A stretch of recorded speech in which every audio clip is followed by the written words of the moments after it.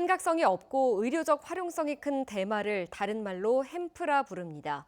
하지만 국내에선 햄프도 마약으로 분류된 탓에 관련 연구와 산업이 발전하지 못하고 있는데요. 국내 햄프 산업을 키워보자고 만들어진 안동의 햄프 규제 자유특구 역시 이런 근본적인 규제에 가로막혀 큰 성과를 내지 못한 채 다음 달 종료를 앞두고 있습니다. 김경철 기자의 보도입니다. 급성장 중인 햄프 산업의 최신 동향을 논의하기 위해 세계 10여 개국 전문가들이 일본 도쿄에 모였습니다. 今 CBD の日本の市場は新しく生まれ変わろうとしているというか変わろうとしているんですね。それは法律が新しくなったので300億円から400億円の市場。 국내 햄프 전문가들도 이 회의에 참석해 안동 햄프 규제 자유특구를 중심으로 추진되고 있는 국내 대마 산업 추진 상황을 발표했습니다.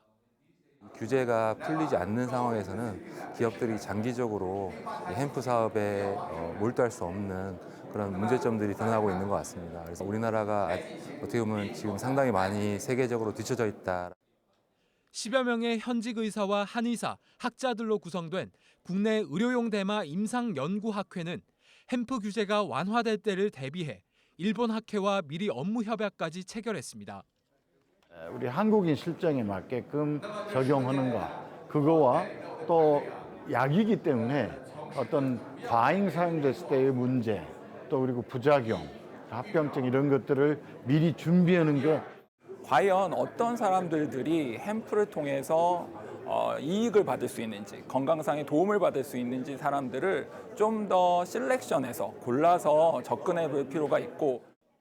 일본이 최근 햄프에 대한 규제를 대폭 완화하고 의료용 대마 사용을 위한 임상시험까지 진행하고 있는 반면 국내에선 의료용 대마조차 마약류로 분류돼 사실상 사용이 불가능합니다. 이런 문제를 해소하기 위해 국내 대마 규제를 담당하는 식약처는 2년 전 식의약 규제 혁신 100대 과제를 발표했습니다. 국민의 안전을 최우선으로 하면서도 민생에 불편을 주거나 부담을 주는 불합리한 규제는 과감하게 개선하고자 하였습니다. 이 가운데 7번째 항목에는 대마 성분 의약품의 국내 제조와 수입을 허용하겠다는 내용도 포함됐지만 지금까지도 바뀐 건 아무것도 없습니다.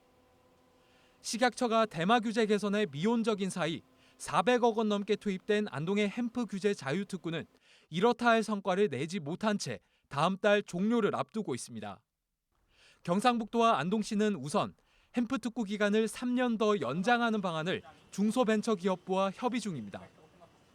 특구에서 진행 중인 햄프 재배와 관리, 원료의약품 제조와 같은 실증 특례를 임시 허가로 전환해 사업을 계속 이어가겠다는 겁니다. 하지만 의료용 대마에 대한 근본적인 법률 개정 없이는 햄프 특구 역시 뚜렷한 성과를 내기 어렵다는 지적은 여전합니다. MBC 뉴스 김경철입니다.